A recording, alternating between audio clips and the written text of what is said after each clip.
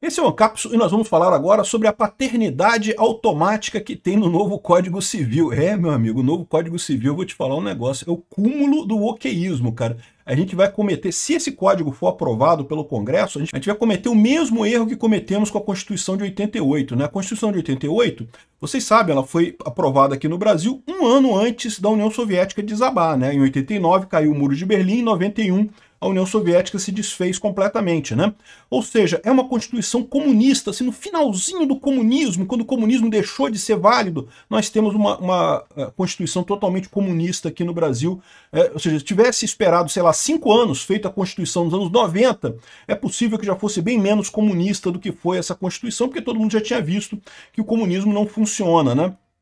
Enfim, agora vamos fazer a mesma coisa. A onda woke no mundo parece estar chegando ao fim. Parece que o pessoal já está retraindo nessa história. Mas esse Código Civil novo aqui, meu amigo, eu vou te falar um negócio, vou mostrar para vocês aqui. E paternidade automática, olha só, eu reconheço que há o problema da mãe que tem que ficar com o filho e o pai não quer reconhecer, e o pai fica fugindo e coisa e tal.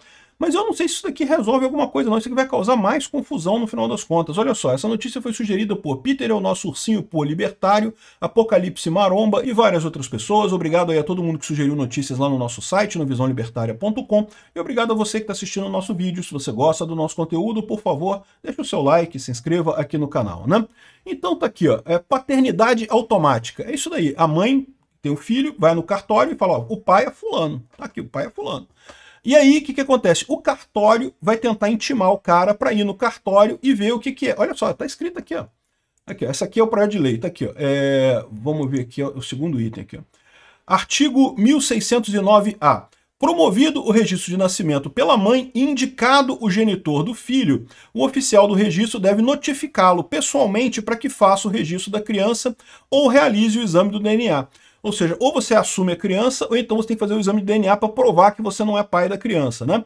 Em caso de negativa do indicado como genitor de reconhecer a paternidade, bem como de se submeter ao exame do DNA, o oficial deverá incluir o seu nome no registro, encaminhando a ele cópia da certidão. Ou seja, se você não topar a coisa, você já é pai e acabou, né? Após encaminhar o expediente ao Ministério Público ou à Defensoria Pública para propor a ação de alimentos e fixação do regime de convivência. Ou seja, já começa a ação automaticamente, meu amigo. Não tem nem esse negócio de outro acordo, de outra coisa. Já começa automaticamente a ação contra o cara, né?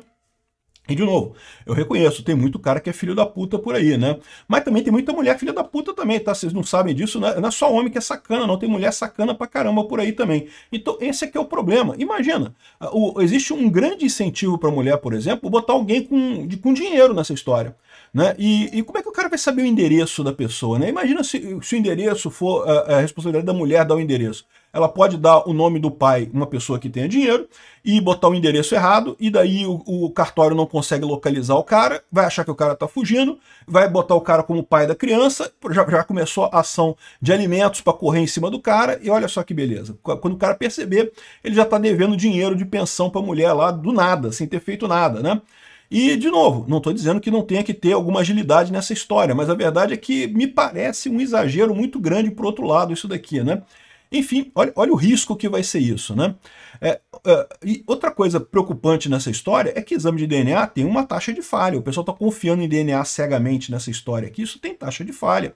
Já aconteceu falha nisso daí. Então, assim, essa história toda de achar que DNA resolve, né, tem que ver outras coisas também. Por isso que é importante você ter, como existe hoje, o processo de reconhecimento, né? A mãe, se realmente o pai não quer reconhecer o filho, ela entra na justiça e aí pede todo o processo de reconhecimento de paternidade, coisa e tal. Tem uma série de elementos que tem que ser considerados, o DNA é um deles, sem dúvida alguma, mas tem outros elementos também que precisam ser considerados nisso daí, né? Enfim, outra coisa que acontece nesse caso aqui, né? Olha aqui mudando o código, né? O artigo 1511 foi revogado. O artigo 1511 é esse daqui, ó. Artigo 1511. O casamento estabelece comunhão plena de vida com base na igualdade de direitos e deveres dos cônjuges. Foi eliminado, não é mais isso. O casamento não estabelece mais comunhão pela plena de vida, não, tá? Foi revogado sumariamente. Aí criaram aqui, ó, o artigo 1511-A. O planejamento familiar é de livre decisão do casal, competindo ao Estado propiciar recursos educacionais e financeiros para o exercício desse direito. vedada qualquer forma de coerção. Isso aqui é razoável, não pode ter coerção. Mas está dizendo que o Estado vai ter que bancar a laqueadura, que é o corte das trombas lá de falópio da mulher, ou então a vasectomia, que é cortar os canais lá do homem, né? E também faz também uma forma de coisa, né? O Estado vai ter que bancar. O Estado vai passar a bancar isso tudo aí, né? Ou seja, mais dinheiro para gastar com o Estado. Tudo que o Estado faz é absurdamente caro, né?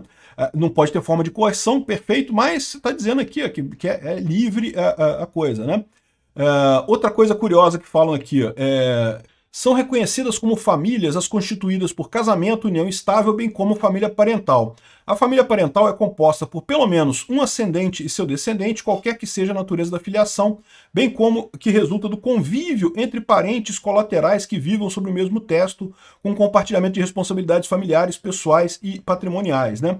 Ou seja, ó a oportunidade aí de mais pensão, mais pedido de pensão aí para parente, se você mora junto e coisa e tal. A família parental cria obrigações comuns e recíprocas de suporte, de sobrevivência e de sustento dos que dividem fraternalmente a mesma morada. E o irmão pode processar irmão aí, ó, pedindo pensão. Seu irmão ficou rico? Putz, se deu bem, cara, pede pensão aí, porra, olha só que beleza, né?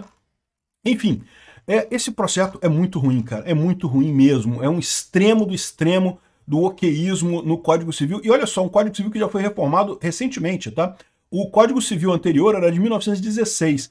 Recentemente, em 2002, já teve um novo Código Civil, já com um monte de modernidades, né? E agora querem fazer um outro, agora menos de 20 anos depois, não, 20 e poucos anos depois, um absurdo esse tipo de coisa. Realmente é assustador isso daqui. Vamos ver o que vai dar isso daí, né? Ainda tem que ser votado no Senado e votado na Câmara para valer isso daqui, mas é um projeto de lei simples, tá? Se aprovarem no Senado e aprovarem na Câmara, tá valendo.